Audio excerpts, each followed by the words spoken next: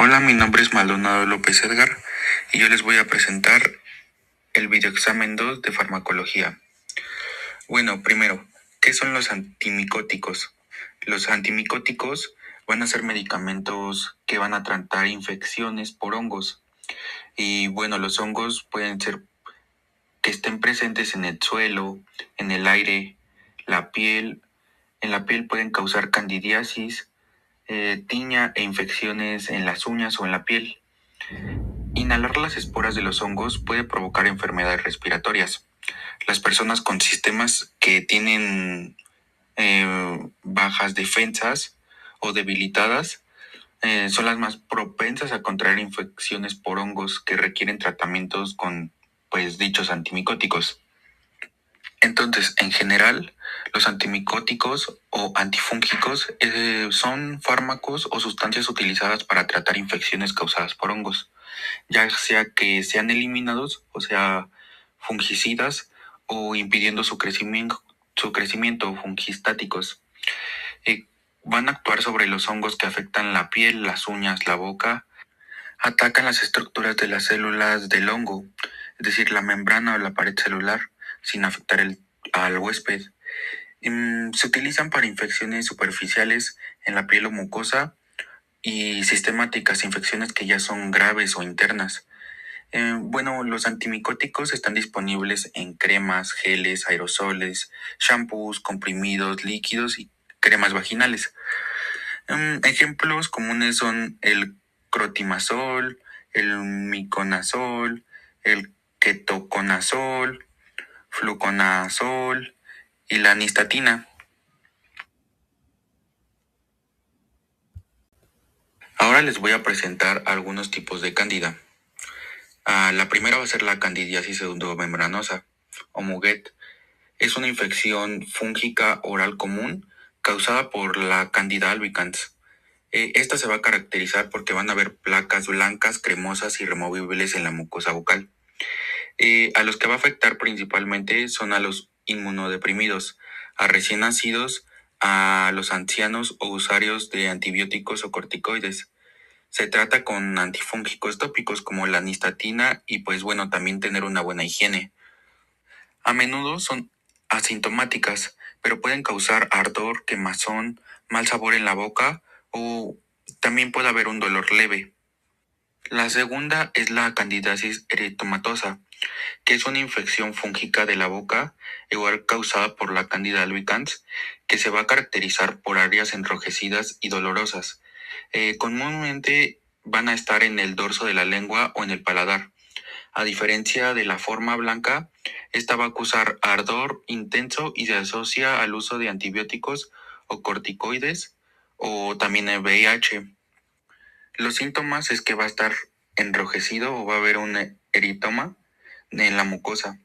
Va a haber dolor, ardor al comer los alimentos calientes o picantes y a menudo la depalpación de la lengua o el aspecto liso. Pues bueno, lo suele causar, como ya lo había dicho, tratamientos de antibióticos de amplio espectro que eliminan la flora bacteriana normal, permitiendo el crecimiento de este tipo de hongos. Y la tercera que les voy a presentar es la candidiasis hiperplásica, que pues es una infección fúngica oral que a menudo es por Candida albicans igual, que se presenta por como placas blancas que están firmes y adheridas y que no se desprenden al raspado. A diferencia de otras formas de candidiasis, esta invade los extractos epiteliales y requiere un diagnóstico inmediato o una biopsia, ya que, pues sí, se presenta riesgo de transformación y que ésta sea maligna. Se localiza frecuentemente en el dorso de la lengua o en la mucosa bucal, comúnmente en hombres de mediana edad o mayores o también fumadores. Bueno, es esencial un examen histopatológico, una biopsia, para descartar que no sea maligno o alguna otra complicación, porque a menudo se puede confundir con una leucoplasia.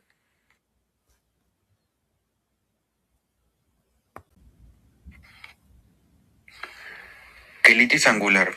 Bueno, la quelitis angular es una infección cutánea común que afecta a las comisuras de la boca. Provoca llagas dolorosas y agrietadas. A menudo se confunden con herpes labial, y a diferencia del herpes labial, la quelitis angular no es contagiosa.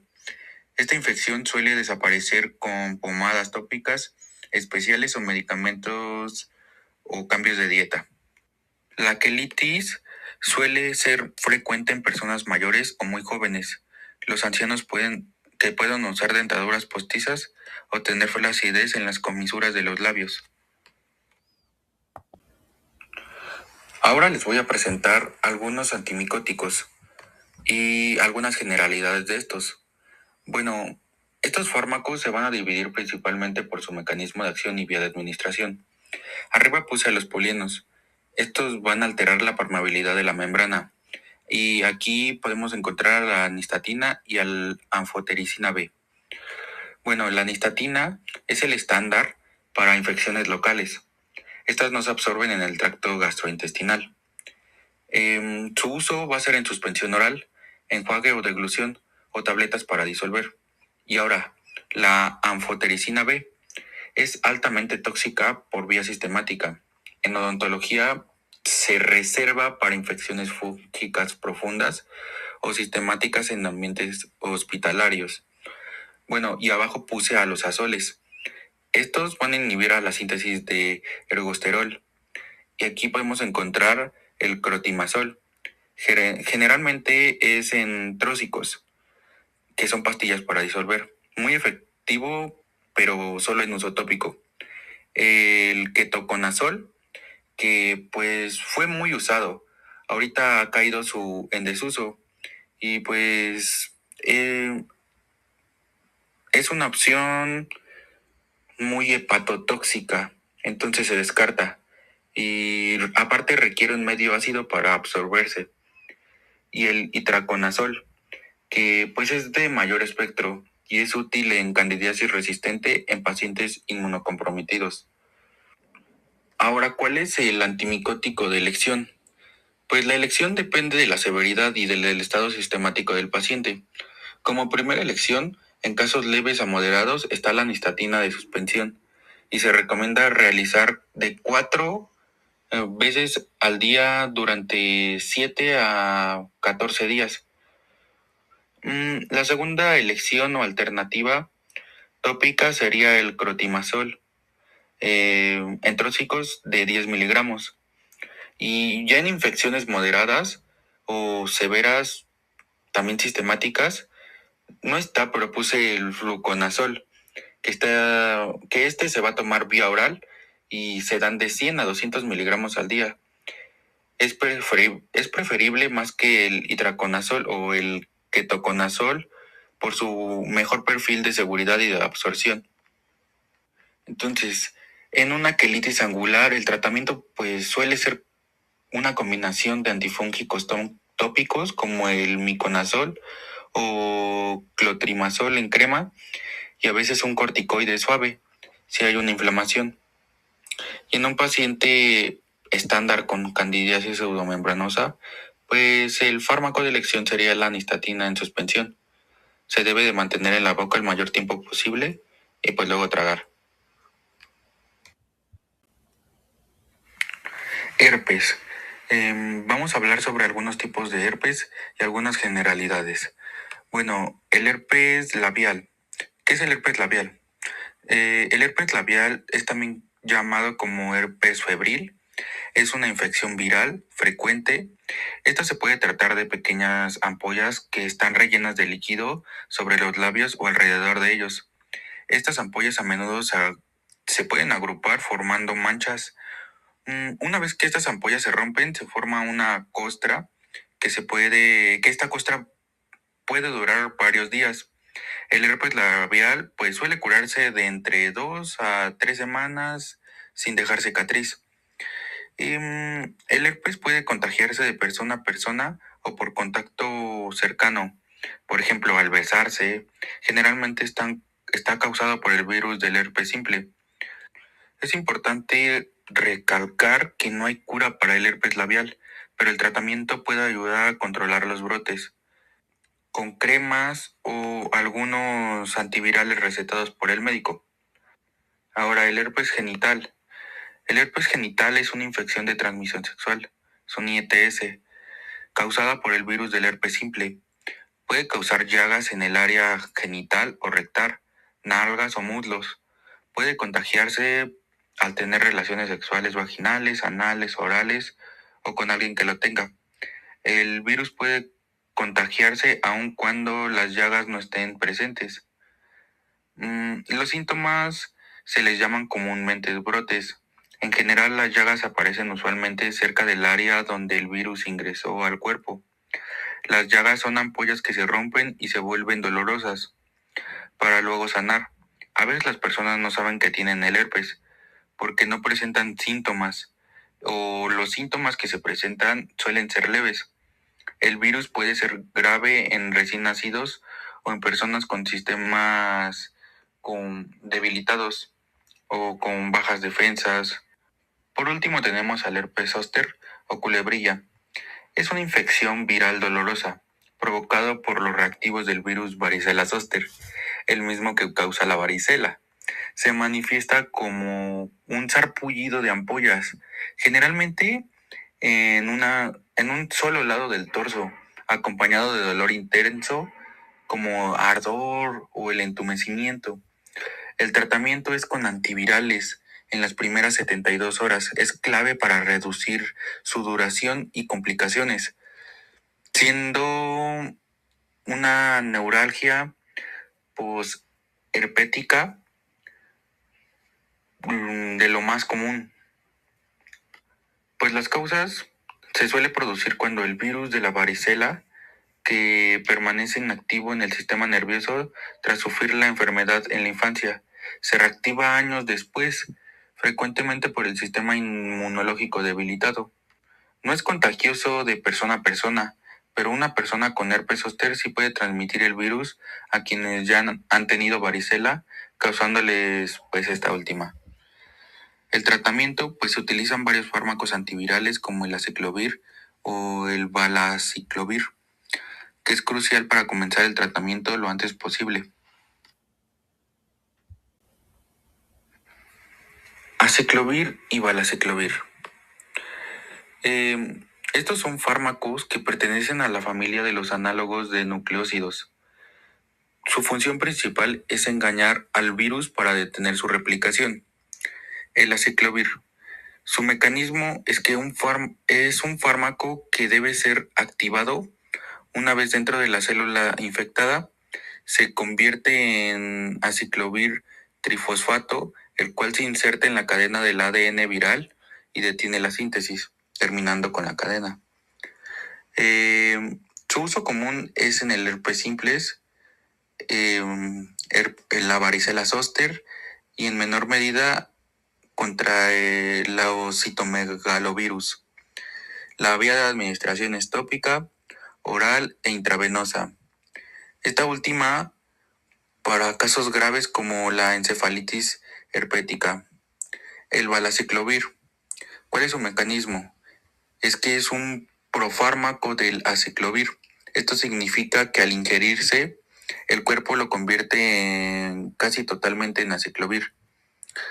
Tiene ventajas, tiene una biodisponibilidad mucho mayor, cerca del 54% frente al 15 o el 30% del aciclovir oral. Esto permite que el paciente tome menos dosis al día para obtener el mismo efecto terapéutico. Ahora, ¿por qué el aciclovir no funciona contra la influenza? La razón es puramente molecular y se resume en 2 puntos. El aciclovir es un fármaco inerte hasta que entra en contacto con la enzima llamada timidina quinasa. El virus del herpes posee su propia versión de esta enzima, que es la tecaviral, que es la que activa al fármaco. El virus de la influenza no tiene esta enzima, por lo tanto el aciclovir nunca se activa dentro de las células infectadas por gripe. Entra y sale sin hacer absolutamente nada. El aciclovir está diseñado para inhibir la ADN polimerasa. El virus de la influenza es un virus del ARN. Utiliza mecanismos de replicación. completamente diferentes que el aciclovir no reconoce ni puede bloquear.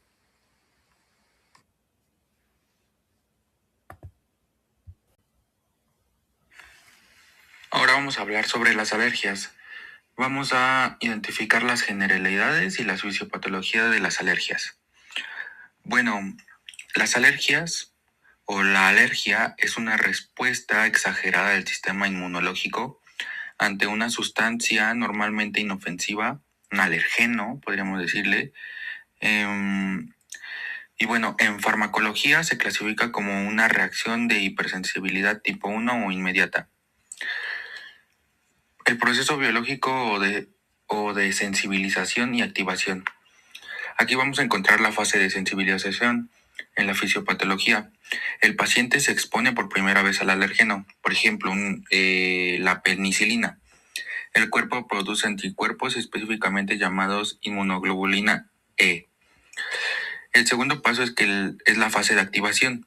Las moléculas de la inmunoglobulina E se anclan a la superficie de los mastocitos, en tejidos y basófilos en sangre.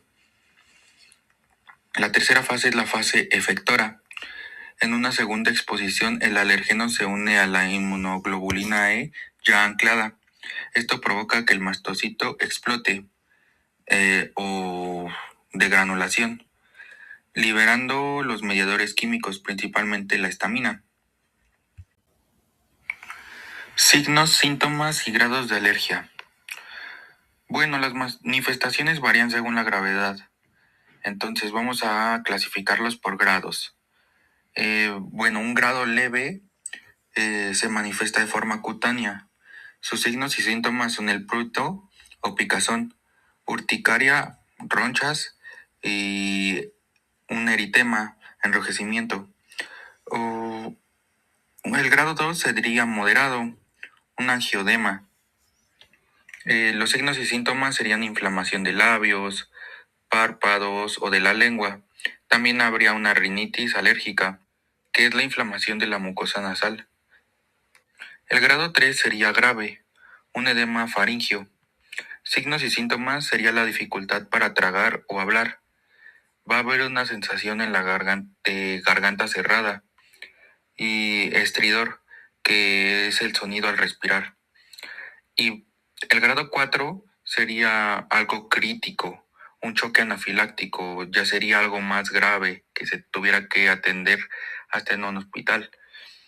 Los signos y síntomas son la hipotensión, esta ya es severa, la taquicardia, la pérdida de conocimiento y un colapso respiratorio. Para entender todo esto, hay que hablar sobre la inmunoglobulina E, que esta es el anticuerpo o la llave que reconoce al alergeno. También sobre los mastocitos. ¿Qué son los mastocitos? Son células centinelas en mucosa y en piel. Son los sacos que guardan la histamina. También sobre los basófilos. Los basófilos son glóbulos blancos en sangre con funciones similares al mastocito y los receptores de histamina. Aquí podemos encontrar a H1, que se encuentran en vasos sanguíneos, causan edema y terminaciones nerviosas, picación y bronquios. Este sería el objetivo de los antihistamínicos. Ahora, H2 se encuentra en el estómago y este solo secreta ácido clorhídrico.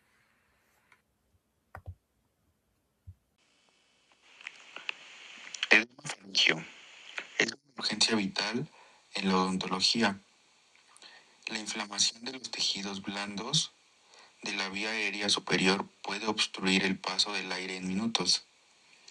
Ahora hablaremos sobre la farmacología de los antihistamínicos. Los antihistamínicos no evitan la liberación de la histamina, sino que bloquean los receptores H1 para que la histamina no pueda actuar. Realicé una tabla sobre los antihistamínicos, donde vamos a ver algunos ejemplos y algunas características. Bueno, de primera generación tenemos como ejemplo a la cloropiramida y a la difenhidramida. De segunda generación tenemos a la loratadina, a la cetiricina y a la fenfenamida. Paso al sistema nervioso central. Los de primera generación sí pueden cruzar la barrera hematoencefálica. Los de segunda generación no, muy poco. Su efecto sedante, los de primera generación, es alto, ya que estos causan mucho sueño. Los de segunda generación tienen un efecto sedante nulo o muy bajo. El efecto secundario de los de primera generación es anticolinérgico y el de segunda generación es mínimo. El uso en odontología de los de primera generación es que se utilizan en urgencias agudas y los de segunda generación es que se usan en control de alergias estacionales o crónicas. Avapena. La avapena es el nombre comercial de la cloropiramina. Su clasificación es un estamínico H1 de primera generación. ¿Cuál es su importancia? Pues es un fármaco de batalla de los botiquines de urgencia en México. Se utiliza para revertir reacciones alérgicas agudas, urticarias severas, picaduras de insectos o reacciones a fármacos. Por su fuerte efecto sedante, el paciente no debe manejar o realizar actividades de precisión después de su administración. En caso de un edema de faringe grave o anafilaxia, el fármaco de elección es la adrenalina o la epinefrina, y los antihistamínicos como la avapena actúan como coadyuvantes una vez que la vía aérea está estable. En general, solamente es el nombre comercial de la cloropiramina. Generalidades del asma, EPOC y tos. Bueno, el asma es una enfermedad inflamatoria crónica de las vías aéreas. Esta se va a caracterizar por la hiperactividad bronquial. Es reversible, es decir, los bronquios se abren tras usar un fármaco. Ahora, EPOC, enfermedad pulmonar obstructiva crónica, es lo que significa. Generalmente causada por el tabaquismo, a diferencia del asma, la obstrucción del flujo de aire es persistente y no es totalmente reversible. La tos. La tos es un mecanismo de defensa para limpiar la vía aérea. Puede ser seca, no productiva o con flemas productiva. Receptores beta adrenérgicos y el sistema lucha-huida. El cuerpo tiene un sistema de emergencia llamado simpático, lucha o huida, mejor conocido. Cuando este sistema se activa, se libera adrenalina, que busca optimizar al cuerpo para correr o pelear. Los receptores beta 1 se van a encontrar principalmente en el corazón. Estos lo que harán va a ser aumentar la frecuencia cardíaca. Los receptores beta 2 se van a encontrar en los pulmones, exactamente en el músculo liso bronquial. Su activación causará una broncodilatación, por lo que va a entrar más aire al dilatarse los bronquios.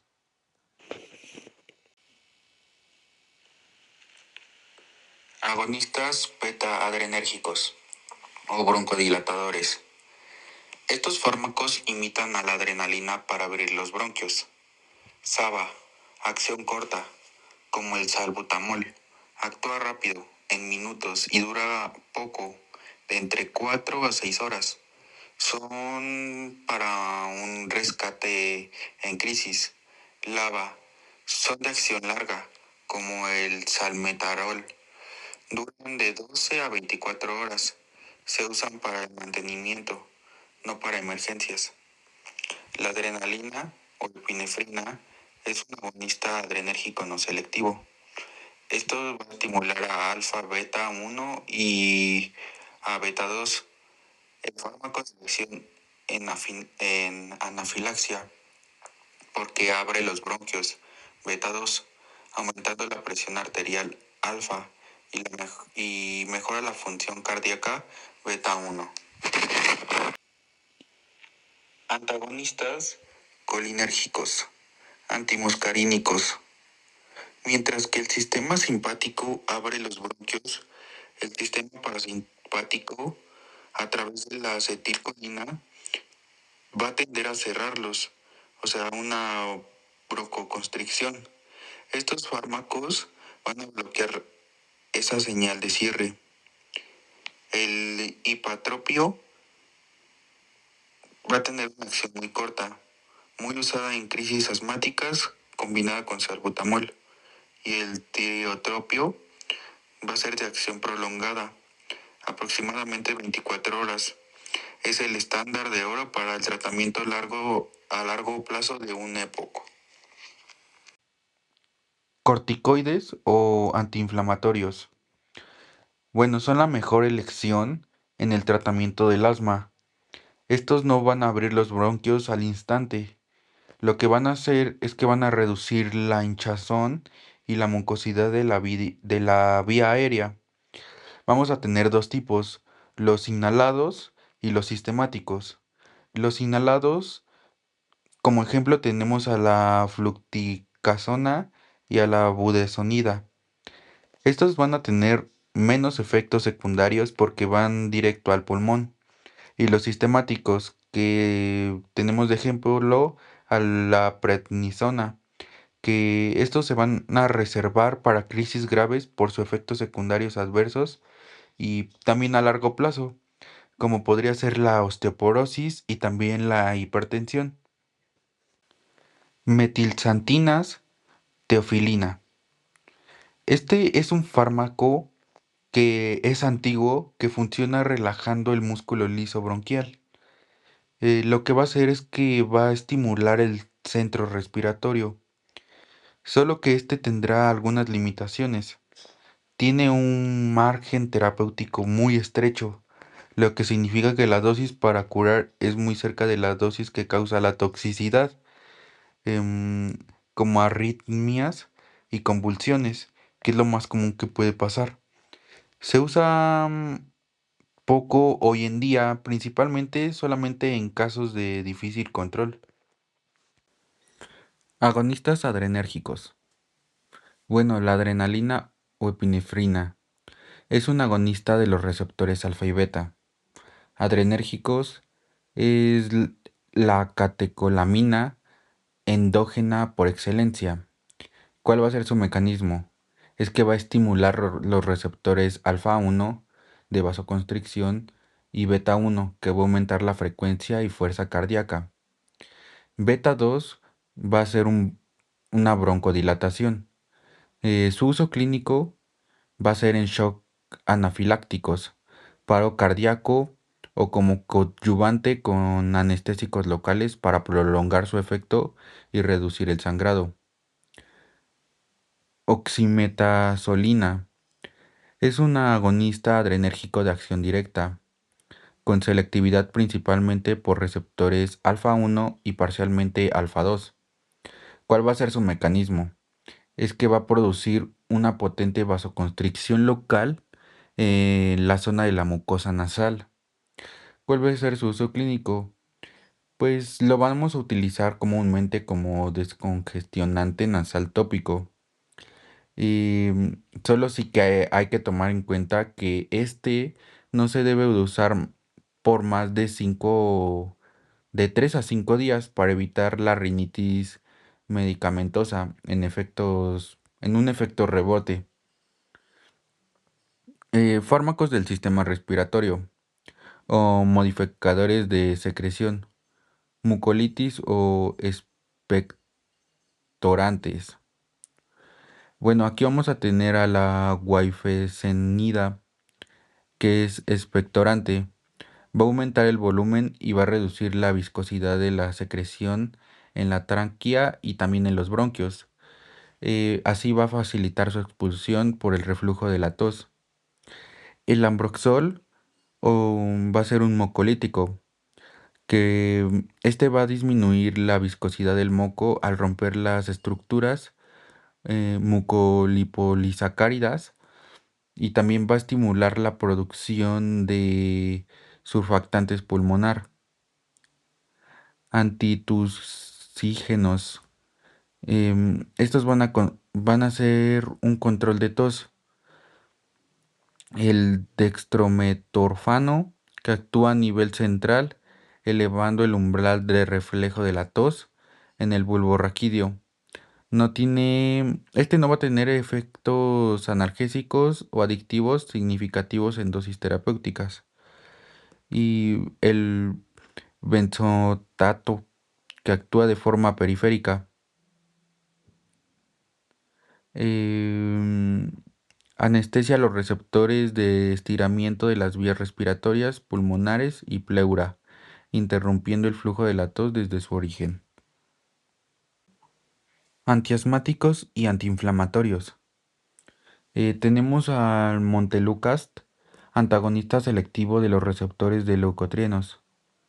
Lo que va a hacer es que va a bloquear la vasoconstricción y la inflamación causada por los mediadores.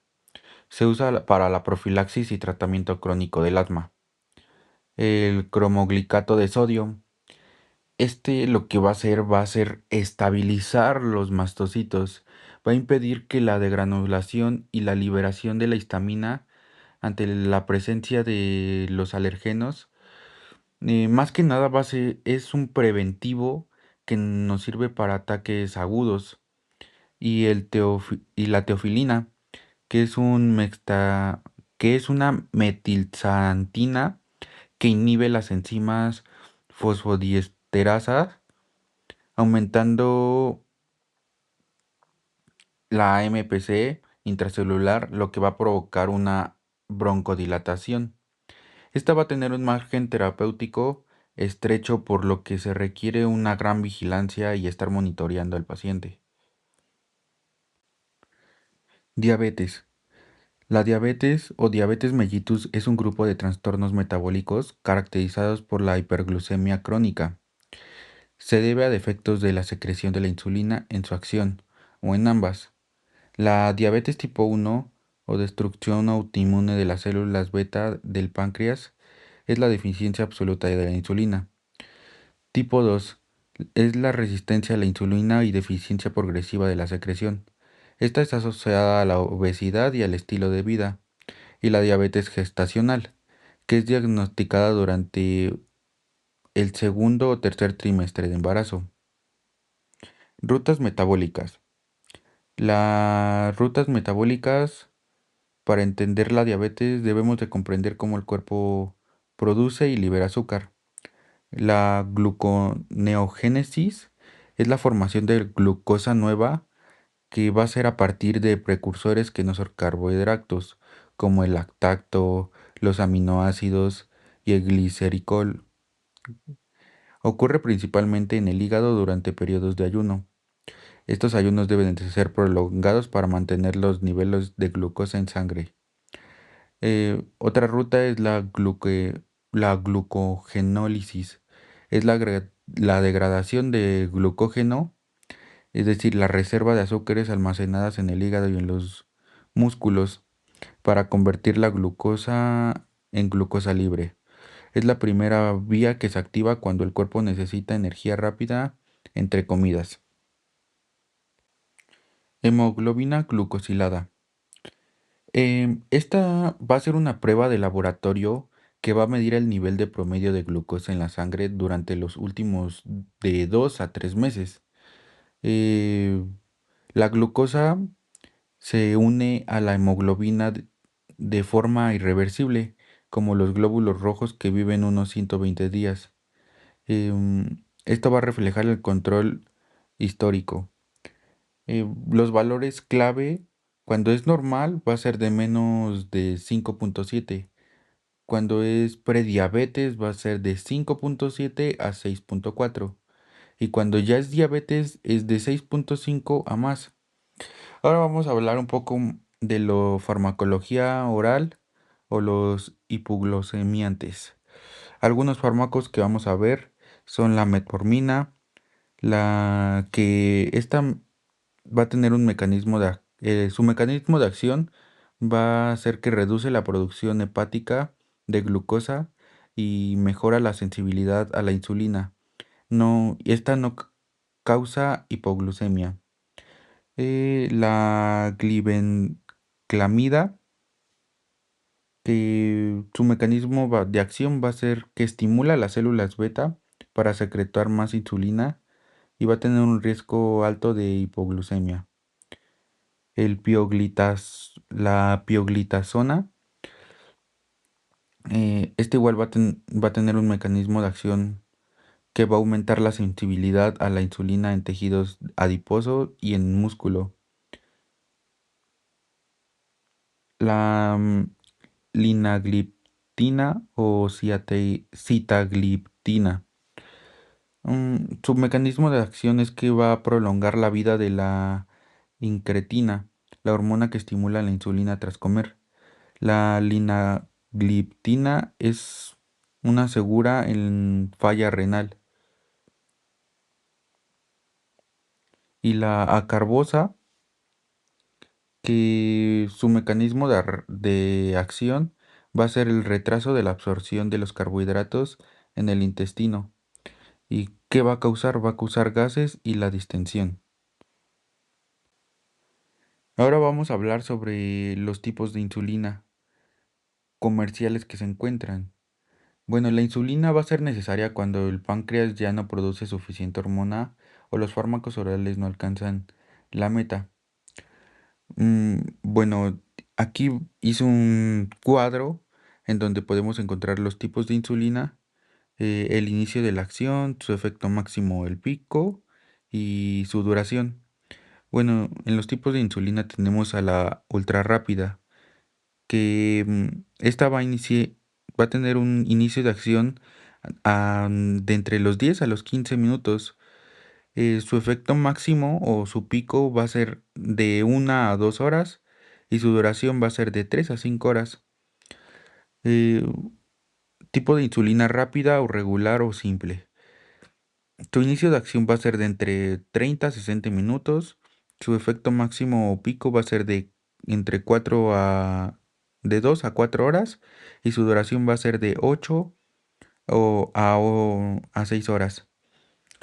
Eh, Ahora el tipo de insulina intermedia, que su iniciación va a ser de entre 1 a 3 horas, su pico va a ser de 4 a 10 horas, mm, y su duración va a ser de entre 12 a 16 horas.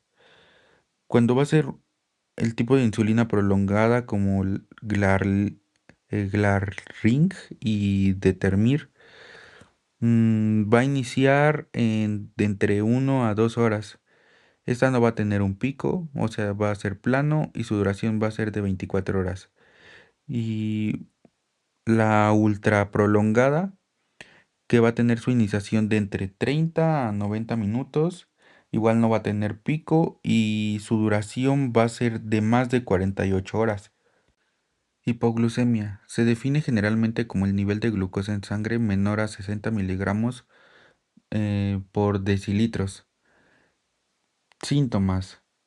Bueno, los síntomas van a ser, cuando son adrenérgicos, va a ser una sudoración fría, temblores, taquicardia, hambre voraz y ansiedad. Cuando son neuroglucopénicos o cerebrales, va a ser la confusión, el mareo, la visión borrosa, la habla arrastrada y en casos graves hasta convulsiones o coma. Tratamiento. El mejor tratamiento es la regla del 15. Comer 15 gramos de carbohidratos de absorción rápida. Ejemplo, medio vaso de jugo, 3 caramelos, una cucharada de miel. Esperar 15 minutos para volver a medir la glucosa. Repetir si el nivel sigue por debajo de los 60 miligramos por decilitros. Y si el paciente está inconsciente, no se debe de dar nada por la boca. Se requiere glucosa inyectada o glucosa intravenosa por personal médico. Generalidades de las lipoproteínas. Dado que las grasas lípidas no se disuelven en la sangre, se necesitan vehículos de transporte, llamados lipoproteínas. Estas se van a clasificar según su densidad. Las clasificamos en kilomicrones, que transportan los lípidos de la dieta desde los intestinos al resto del cuerpo. Son muy ricas en triglicéridos. de VLDL muy bajas de intensidad, producidas en el hígado, para transportar triglicéridos a los tejidos. DLD son de baja intensidad. Podría decirse que es un colesterol malo. Transporta el colesterol a las células. En exceso se oxidan y forman la placa de ateroma en las arterias. HDL de alta intensidad, que este se podría decir que es el colesterol bueno. Se realiza el transporte inverso, recogiendo el exceso de colesterol de los tejidos para llevarlo de vuelta al hígado para su excreción. Ahora, el colesterol y los triglicéridos. El colesterol va a ser esencial para la formación de membranas celulares, hormonas esteroideas como el cortisol o la testosterona y ácidos biliares. El problema no es su presencia, sino su exceso en la fracción LDL. Ahora, los triglicéridos, que son la principal forma de almacenamiento de energía en los tejidos adiposos. Sus niveles son muy elevados. em, Aumentan drásticamente el riesgo de pancreatitis aguda. Las estatinas, que pueden ser de alta y de baja intensidad, las estatinas inhiben la enzima HMG CoA reductasa, bloqueando la producción de colesterol en el hígado. Se clasifican por su capacidad para reducir el DLD. Estatinas de alta intensidad reducen el DLD en mayor al 50%. Se usan en pacientes con riesgo cardiovasculares muy altos o niveles de LD muy elevados. La atorvastatina con una dosis de 40 a 80 miligramos y la rosuvastatina con una dosis de 20 a 40 miligramos. Estatinas de moderada o de baja intensidad que reducen el DL de 30 al 50% o menos del 30%. Simvastatinas es de intensidad moderada. Debe de consumir de 20 a 40 miligramos. Es muy poco común, pero tiene más interacciones con otros medicamentos que la atorvastatina.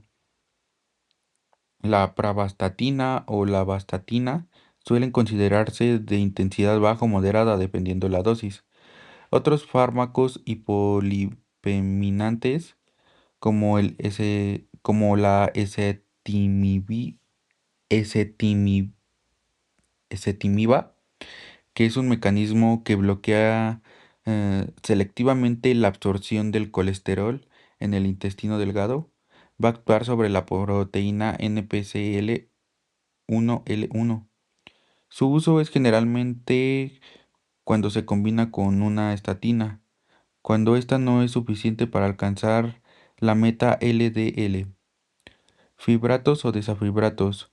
Su mecanismo es que activan los receptores PPAR alfa, lo que aumenta la oxidación de ácidos grasos y reduce la síntesis de VLDL. Su efecto principal es que son los mejores para bajar los triglicéridos y elevar discretamente el HDL.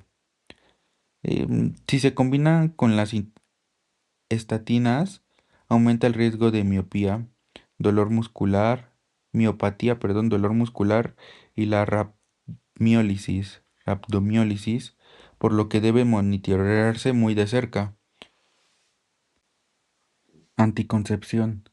La anticoncepción es cualquier método o dispositivo para prevenir el embarazo. Hay métodos farmacológicos y métodos mecánicos. Los métodos de barrera tienen menor efectividad y algunos métodos ayudan a prevenir infecciones de transmisión sexual. Los anticonceptivos de emergencia van a ayudar a prevenir el embarazo en las primeras 72 a 120 horas. Em, Ahora, el ciclo menstrual y las hormonas. En el ciclo menstrual está regulado por el eje del hipotálamo, hipófisis, ovario. El hipotálamo libera hormona liberadora de gonadotropina. En la hipófisis anterior se produce em, la hormona que estimula la maduración del ovocito y de las células de la granulosa, y LH que estimula la ovulación. Su pico ocurre a la mitad del ciclo. El ovario produce progesterona y estrógenos. Un desequilibrio en los andrógenos o progestágenos está relacionado con las condiciones con con síndrome de ovario poliquístico. Ahora, moco vaginal y fertilidad. La consistencia del moco vaginal cambia según la fase del ciclo para facilitar e impedir el paso de los espermatozoides. El moco elástico, tipo clara de huevo, se presenta en los días cercanos a la ovulación. Permite el avance de los espermatozoides. Moco denso y espeso. Este actúa como una barrera física contra sustancias y bacterias y espermatozoides. Eh, el moco en los días fértiles existe un 25% de probabilidad de embarazo por un ciclo en una pareja sana. La vida media del óvulo es aproximadamente de 48 horas. La fertilidad por la edad o probabilidad de embarazo. La fertilidad femenina tiene una relación inversa con la edad. Eh, Puse una gráfica donde explico que más o menos la edad en las que dice que de 20 a 24 años es el punto máximo de fertilidad. Cerca de hasta el 90, de hasta el 100% de coincidir en un año. De 30 y 35 años comienza el descenso gradual pero no notable. Arriba de los 40 años la probabilidad cae por debajo del 20 o 10%, llegando a niveles mínimos después de los 45 años. Uso de Anticoncepción de calculadora emergencia. de días Se fértiles. utilizan para Para un retrasar la ciclo regular ovulación de si el coito 28 ocurrió días, sin el día de la protección. ovulación suele No son ser el día abortivas. 14. Los Ahora, días de alta fertilidad el incluyen ulipristal los versus el 3 a 5 días previos levonorgestrel. a a la El ovulación, levonorgestrel debido a o la píldora del día supervivencia siguiente del tiene una esperma, eficacia del y 80% si se toma las pronto. disminuye Las su efectividad 24 al a las 50% a los 48 3 horas días o posteriores. 72 horas. El Métodos acetato de anticonceptivos, ulipristal eficacia y generalidades. tiene La mayor eficacia se eficacia mide que por el el porcentaje de levonorgestrel, mujeres que quedan embarazadas durante un año, retrasando la Ahora ovulación vamos a hasta ver por algunos de 5 estos días métodos. o 120 Su horas, uso incluso cuando el tópico, pico la de falla LH ya ha y el uso comenzado pero no ha perfecto. culminado. Solo que su costo El implante aproximado tiene es de un uso 190 tópico del pesos. 0.05%, Anticoncepción de emergencia. Se utilizan para retrasar con la un uso ovulación perfecto si el del coito ocurrió sin protección. No son 0.05%. abortivas. El dúo Ahora, hormonal tiene un el 0.2%. ulipristal versus el En uso tópico y en levonorgestrel. uso perfecto tiene un El cero levonorgestrel punto dos por o ciento píldora del igual. día siguiente El tiene DIU una de cobre eficacia del tiene un 80% si se toma pronto. 0.8%, Disminuye su en uso efectividad al tópico y en uso 50% a los 3 perfecto días o 72 en horas. El acetato 0.6%. de ulipristal Las píldoras, parches y tiene mayor anillos tienen eficacia un que uso el tópico del 9% y un uso levonorgestrel, perfecto del retrasando la 0.3%. ovulación hasta por 5 Condón días o masculino tiene un 120 uso horas, tópico incluso del cuando el pico de 18% y un uso LH ya ha perfecto del comenzado pero no ha 2%. culminado. Solo que su costo La retirada aproximado o coito es de interrumpido 190 tiene un pesos. uso tópico del Anticoncepción de emergencia. 22% y un uso Se utilizan perfecto para del retrasar la 2%. ovulación si el coito ocurrió sin protección. Las píldoras No son anticonceptivas y DIU abortivas. Ahora, el son algo ulipristal importante. Las versus el píldoras hormonales levonorgestrel. van a existir El dos tipos, las levonorgestrel combinadas con o píldora estrógeno del día siguiente tiene una y eficacia del 80% si progesterona se toma pronto. y de solo Disminuye su progesterona. efectividad al 50% a ¿Cuál va a los ser su 3 días o mecanismo? 72 Es que horas. van a inhibir El la acetato de ovulación ulipristal y espesan el moco tiene cervical. mayor eficacia que el Este va a tener riesgo. Se van a levonorgestrel, asociar a un aumento de la retrasando la formación de ovulación hasta trombos por 5 días o de 120 horas, incluso 2.8 a cuando el pico 9.8 por de cada LH ya ha 100.000. comenzado pero no ha Fumar culminado. aumenta este Solo que su riesgo costo de 7 a 10 aproximado veces. es de 190 pesos. El DIU o dispositivo Anticoncepción de intrauterino emergencia. Se utilizan pues para puede haber retrasar de la ovulación varios si el coito ocurrió sin materiales, como el de protección. cobre, que No son actúa como abortivas. un espermicida e Ahora, impide el la ulipristal implantación. versus el El levonorgestrel o píldora del levonorgestrel día siguiente hormonal tiene una que espesa eficacia el del moco y 80% adelgaza si se el toma pronto. endometrio. Disminuye su Este tiene efectividad al complicaciones 50% a los porque 3 días o 72 puede horas. El perforar el acetato de útero ulipristal o tiene mayor se eficacia puede que el expulsar levonorgestrel y deben de revisarse cada año, retrasando la ovulación hasta por 5 días o 120 horas, incluso cuando el pico de L. Ahora abordaremos algunas generalidades del sistema digestivo. Bueno, la digestión va a ser un proceso fundamental catabólico. Este va a buscar transformar macromoléculas como los carbohidratos, las proteínas y los lípidos en moléculas más sencillas, las va a transformar. Pero para esto, el estómago produce diariamente de entre 2 a 5 litros de jugo gástrico con un pH altamente ácido, de 1 a 3 aproximadamente. Ahora, los tipos de células gástricas que nos vamos a encontrar en el sistema gástrico van a ser las siguientes. Bueno, la capa de la mucosa del estómago contiene células pues especializadas como las células G, que estas células van a producir gastrina. Las células D, que producen somatostatina, y pues estas células son inhibidoras. Las células entecromafines, que liberan la histamina. Las células parietales, que secretan ácido clorhídrico y factor intrínseco. Y las células principales, que estas van a secretar pepsinógeno, eh, el zimógeno que activa la pepsina para digerir las proteínas.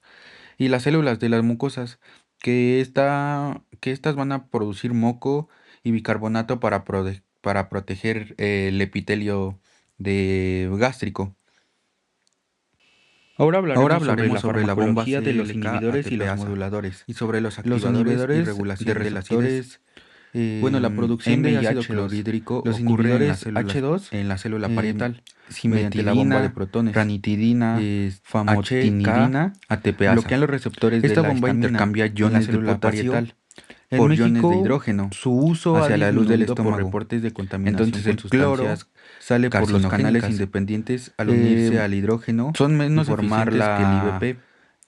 Los anticolinérgicos, los inhibidores M, actúan sobre los receptores de la bomba de acetilcolina para disminuir la secreción de la gastrina, de la acidez o ácida, que es la hormona liberadora de la bomba de protones IVP ante la distensión del estómago. Son fármacos como el omeprazol, el pantoprazol, que van a inhibir reversiblemente la bomba es la acetilcolina, HK, que es liberadora, esta va a tener una vida media corta de entre 1 a 2 horas. Va a haber un estímulo para su efecto va a ser prolongado, emocional, o se debe de tomar en ayunas con un pH tercer activador es más bajo de 5, que es sensible a partículas no nativas. El uso crónico puede generar y actúa localmente sobre los receptores de también la necesidad de aumentar la dosis.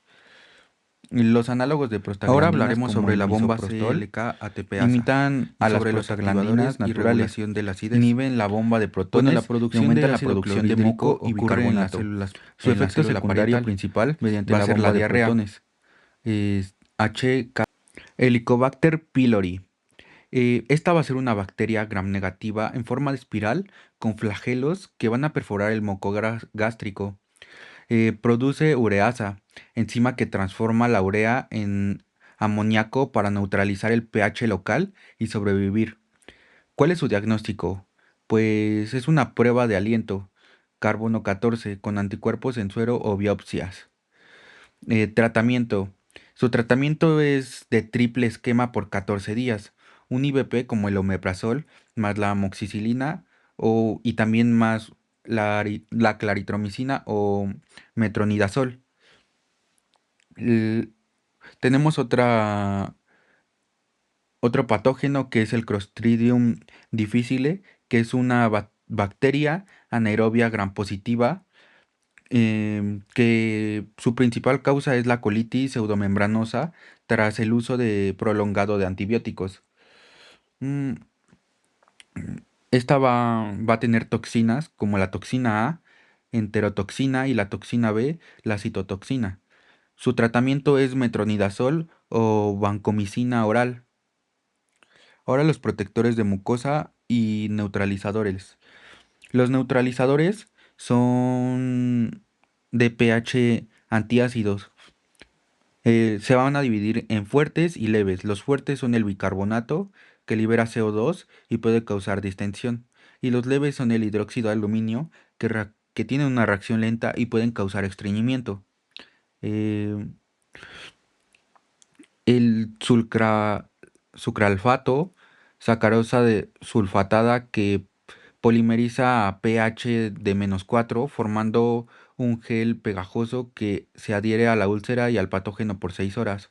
El subcitrato de bismuto coloidal crea una película protectora y aumenta las prostaglandinas y tiene un ácido bactericida contra Helicobacter pylori y puede causar encefalopatías si el uso es crónico. Y por último tenemos a la dimeticona, que es un silicón inerte que va a romper las burbujas de gas. Esta va a disminuir la tensión superficial para facilitar su eliminación. Ahora hablaremos sobre los Otras condiciones antieméticos clínicas y como su la motilidad erosión dental. Los que es la pérdida de antieméticos esmalte por son ácido no fármacos que bacteriano. van a aliviar el Si va a ser en vómito la cara y la palatina, náusea, suele ser actuando por en el sistema reflujo nervioso o central gastritis. y los Si receptores es en la cara locales. vestibular, Tenemos suele ser por el consumo de al cítricos. cinetosis, También que tenemos como otra condición es por clínica la mareo o por hipocloridria, discrepancia entre la que es vista la y el sistema producción vestibular. baja o Se nula de trata ácido clorhídrico. con Causa mala digestión, dimethyltriptanato, gases y antagonista de sobrecrecimiento H1. bacteriano. Esto va a También pasar tenemos por la falta de barrera a ácida la y ondansetron, puede ser que es de un origen antagonista de inmunológico. receptores de serotonina y es muy usada en Otras las condiciones clínicas quimioterapias. como la erosión Y dental, que es la al pérdida de esmalte por ácido a no la bacteriano. Si va a ser en la metoclopramida, cara palatina, suele ser por antiemético reflujo o y gastritis. Si es procinético, en la cara antagonista vestibular, de la suele ser por el consumo de cítricos. dopaminérgico. También tenemos como otra D2 condición aumenta clínica el la hipocloridria, peristaltismo, relaja el que es la esfínter producción pilórico y baja o acelera el nula de vaciado ácido gástrico. clorhídrico. Causa mala digestión. Ahora hablaremos sobre los Otras condiciones antieméticos clínicas y como su la erosión motilidad. dental, Los que es la pérdida de antieméticos esmalte por son ácido no fármacos que bacteriano. van a aliviar el Si va a ser en vómito la cara y la palatina, náusea, suele ser actuando por en el sistema reflujo nervioso o central gastritis. y los Si receptores es en la cara locales. vestibular, Tenemos suele ser por el consumo de al cítricos. cinetosis, También que tenemos como otra condición es por clínica la mareo o por hipocloridria, discrepancia entre la que es vista la y el sistema producción vestibular. baja o Se nula de trata ácido clorhídrico. con Causa mala digestión, dimethyltriptanato, gases y antagonista de sobrecrecimiento H1. bacteriano. Esto va a También pasar tenemos por la falta de barrera a la ácida y ondansetron, puede ser que es de un origen antagonista de inmunológico. receptores de serotonina y es muy usada en Otras las condiciones clínicas quimioterapias. como la erosión Y dental, que es la al pérdida de esmalte por ácido a no la bacteriano. Si va a ser en la metoclopramida, cara palatina, suele ser por antiemético reflujo o y gastritis. Si es en procinético, la cara antagonista vestibular, de la suele ser por el consumo de cítricos. dopaminérgico. También tenemos como otra D2 condición aumenta clínica el la hipocloridria, peristaltismo, relaja el que es la esfínter producción pilórico y baja o acelera el nula de vaciado ácido gástrico. clorhídrico. Causa mala digestión. Corticosteroides. La corteza suprarrenal sintetiza tres tipos de hormonas esteroideas a partir del colesterol. Se dividen según la zona de la corteza donde se producen. La primera zona de la que vamos a hablar es la zona glomerulosa, que es la más externa. Produce mineralocorticoides como, por ejemplo, la aldosterona, que regula el metabolismo de las sales y el agua. La segunda zona es la zona fasciculada o la zona media. Produce glucocorticoides y un ejemplo es el cortisol. Em, invier- Intervienen en el metabolismo de la glucosa y la respuesta del estrés. Y la tercera zona va a ser la zona reticulada, que es la más interna y aquí es donde se producen los andrógenos. ¿Cuál va a ser su mecanismo de acción? Bueno, los corticosteroides se unen a los receptores citoplasmáticos intracelulares. Tras la unión, el complejo de receptores hormona se transloca al núcleo, donde aquí va a promover la expresión de genes. Debido a este proceso genómico, sus efectos pueden tardar de horas hasta días en manifestarse. Ahora, eje hipotálamo, hipofisiario y suprarrenal. La producción de estas hormonas está regulada por el sistema de retroalimentación negativa. Bueno, en el hipotálamo se libera la hormona liberadora de adrenocorticotropina. Em, en la hipófisis anterior hay una respuesta a la CRH, secretora, secreta la hormona adrenocorticotropa y en la corteza suprarrenal la ACTH, la hormona adrenocorticotropina adrenocorticótropa, estimula la producción de glucocorticoides y mineralocorticoides. Em, ya. Ahora vamos a hablar sobre la función de los glucocorticoides o el cortisol. Bueno, el cortisol es el principal glucocorticoide y su producción es la diurna, con un pico máximo por la mañana. Ahora vamos a hablar sobre diferentes funciones que, bueno, primero es el metabolismo. Aquí va a promover la gluconogénesis, lipólisis y el metabolismo de los aminoácidos. La resistencia al estrés. Lo que va a hacer es que va a aumentar la capacidad del cuerpo para manejar estímulos adversos. Hay varios efectos en sangre. Esto disminuye los eosinófilos, basófilos y linfocitos en la circulación. Lo los lleva a tejidos linfoides y aumenta los eritrocitos y las plaquetas. También tenemos que la acción antiinflamatoria, que inhibe a los leucocitos, a los macrófagos, a las citocinas y a la fosfolipasa. Estabiliza las membranas de mastocitos y a los basófilos, lo que va a hacer que va a disminuir la liberación de la histamina. Ahora vamos a hablar sobre el síndrome de Cushing, también conocido como hipercortisolismo. Es provocado por la exposición alta y prolongada a los glucocorticoides o al estrés. Puede ser endógeno por tumores que secretan exceso de ACTH o CRH y, y atrogénico por el uso prolongado de medicamentos esteroideos. Mm, las características clínicas van a ser que hay obesidad central en el abdomen, o va a haber un abdomen protuberante y extremidades delgadas, como que se va a salir la pancita. Bueno, un rasgo muy característico es la cara de luna llena, que va a ser redonda y roja, jiba de búfalo, joroba, hipertensión, acné, hirsutismo, estrías, diabetes y depresión.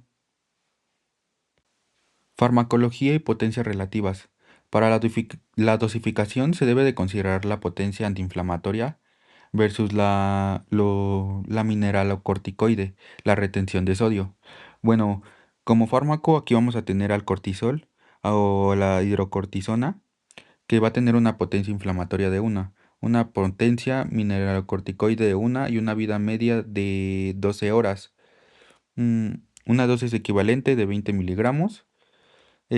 Para la cortisona tenemos una potencia inflamatoria de 0,8, una potencia mineralocorticoide de 0,8, una vida media igual de 12 horas y una dosis de 25 miligramos. La prednisona, que tiene una potencia antiinflamatoria, perdón, de 4, una potencia mineralocorticoide de 0,8, una vida media de 36 horas y una dosis de 5 miligramos. La dexametasona tiene una potencia inflamatoria de 25, una potencia mineralocorticoide de 0, una vida media de 72 horas y una dosis de 0,5 miligramos. Ahora vamos a hablar sobre la descontinuación y la supresión del eje. ¿Qué es la dosis de discontinuación? En el esquema de reducción gradual de la dosis, más bien es un esquema de reducción gradual de la dosis para evitar la insuficiencia suprarrenal aguda. En esta, si se administra por más de 2 semanas, va a ocurrir una supresión del eje HHS y no pueden suspenderse, esta no se va a poder suspender de golpe. Bueno, el esquema de reducción dice que va a haber una dosis mayor de 60 miligramos al día. Se debe de disminuir a 10 miligramos por día cada semana. Una dosis de 20 a 60 miligramos al día debe de disminuir de 5 miligramos al día cada semana. Una dosis de 10 a 19 miligramos al día se debe de disminuir de 2.5 miligramos cada semana. Una dosis de 5 a 9 miligramos al día debe de disminuir 1 miligramo por día cada semana. Y una dosis de 5 a menos miligramos al día debe de disminuir de 0.5 miligramos cada semana. ¿Cuál es la dosis de supresión del eje suprarrenal? Bueno, se considera que una dosis mayor a 20 miligramos al día de prednisona o su equivalente suprime al eje. Si el tratamiento duró más de 10 días, el eje tarda de 2 a 10 días en activarse nuevamente. Si el tratamiento fue crónico, el eje puede tardar más de un año en recuperarse totalmente.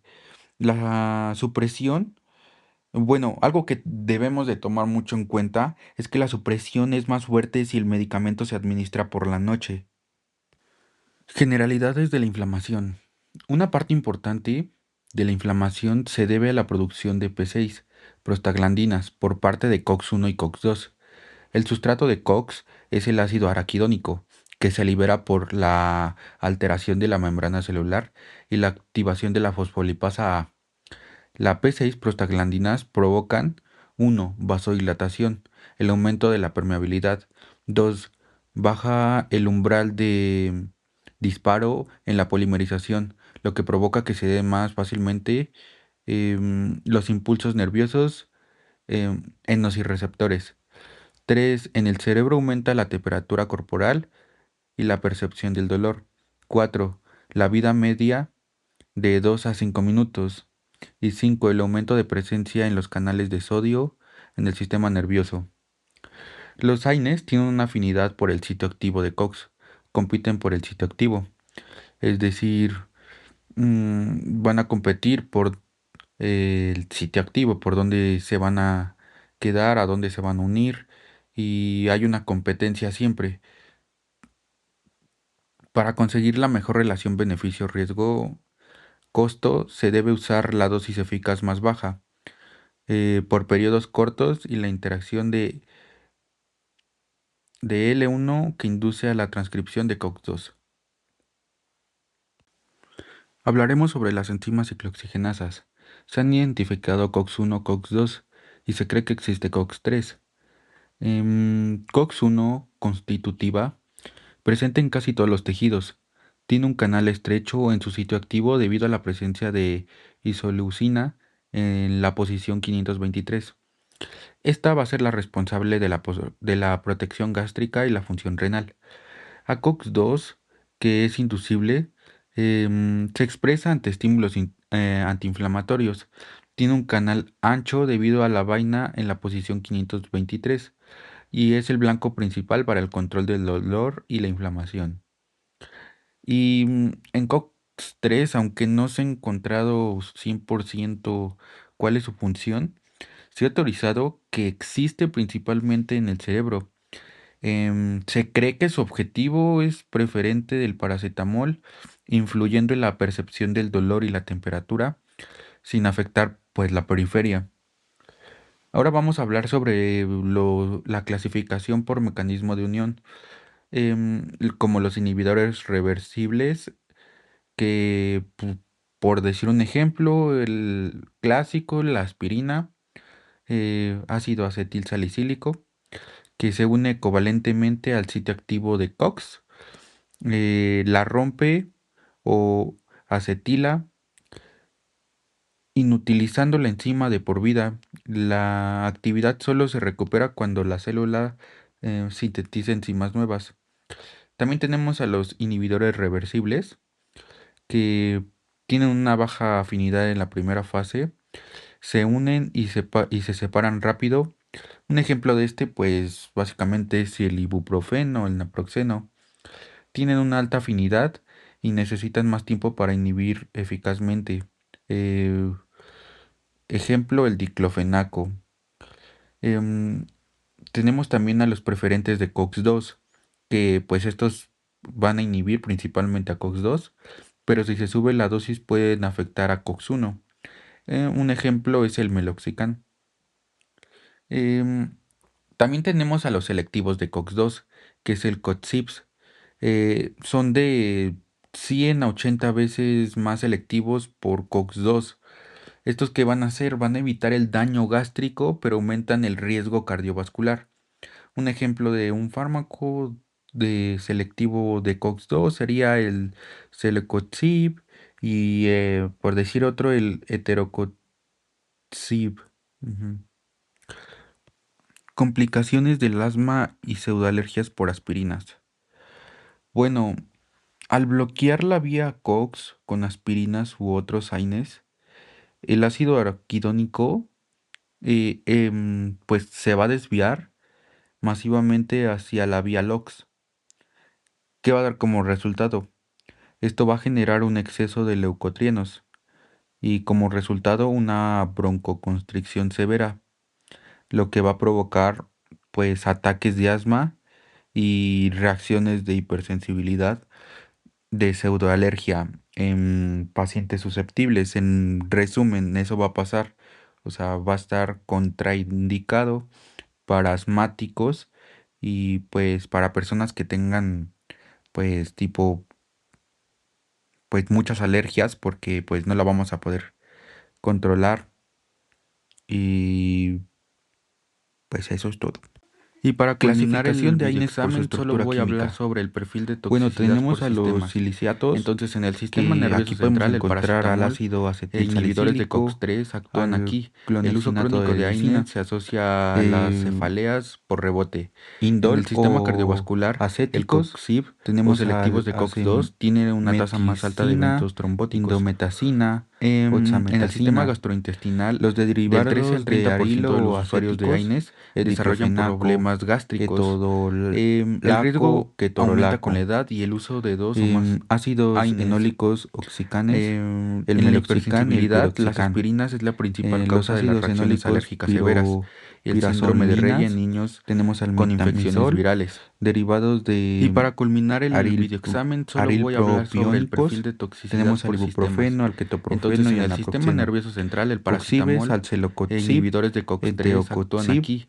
El uso y crónico de AINES se asocia a las paraminofenol cefaleas por al rebote. paracetamol. En el sistema Ahora cardiovascular, vamos a el clasificar los COXIB fármacos o selectivos por de su COX-2 toxicidad y tiene una potencia. tasa más alta de eventos El trombóticos. paracetamol tiene una potencia En el analgésica sistema moderada, gastrointestinal, del 13 una al 30% potencia de los usuarios de antiinflamatoria AINES leve, desarrollan una problemas potencia gástricos. antipirética El alta, riesgo aumenta con la edad un y el uso de riesgo dos o más gastropático mínimo, AINES. un riesgo En la hipersensibilidad, nefrohepatotóxico las pues aspirinas es la alto principal causa de las reacciones y pues no alérgicas afecta a severas. las plaquetas. El síndrome de Efecto Reye en techo. niños con infecciones virales.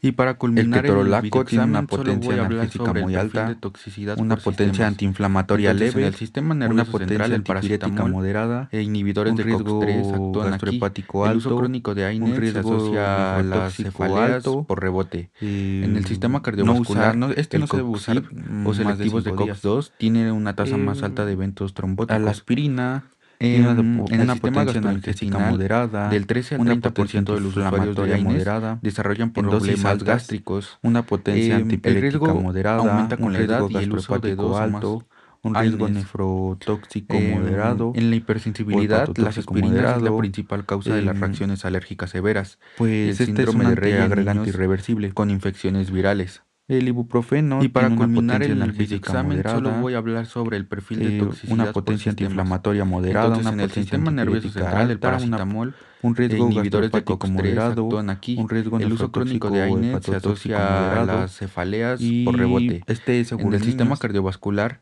el El COXIB o naproxeno selectivos de tiene una COX-2 potencia tiene una tasa analgésica más alta de moderada, eventos una potencia trombóticos. antiinflamatoria alta, En una el sistema potencia antipirética gastrointestinal, moderada, del 13 al un 30% de los riesgo usuarios de AINES de desarrollan problemas gastropatía gástricos. alto, El riesgo moderado, aumenta un con la edad riesgo y el uso de dos o más nefrotóxico hepatotóxico AINES. moderado y tiene una vida En la media larga. hipersensibilidad, las aspirinas es la El principal causa de las diclofenaco tiene reacciones una alérgicas potencia severas. analgésica alta, El una síndrome de potencia Reye en niños antiinflamatoria alta, con una potencia infecciones virales. antipirética moderada, Y para un riesgo culminar el gastropático videoexamen, solo voy a hablar alto, sobre el un perfil de riesgo toxicidad por nefrotóxico sistemas. hepatotóxico Entonces, en moderado el sistema y se nervioso acumula central, en el el líquido paracetamol sinovial. inhibidores de COX-3 actúan aquí. El metamizol uso tiene crónico una de potencia AINES se energética asocia alta, a una las potencia cefaleas por antiinflamatoria rebote. nula, En el una sistema potencia cardiovascular, antipirética el extrema, COX-3 o selectivos de un riesgo COX-2 tiene una tasa gastrohepático más alta de bajo, eventos un trombóticos. riesgo nefrotóxico En el hepatotóxico sistema bajo, gastrointestinal, del 13 al y riesgo 30% de los usuarios de AINES desarrollan problemas gástricos. agranulocitosis.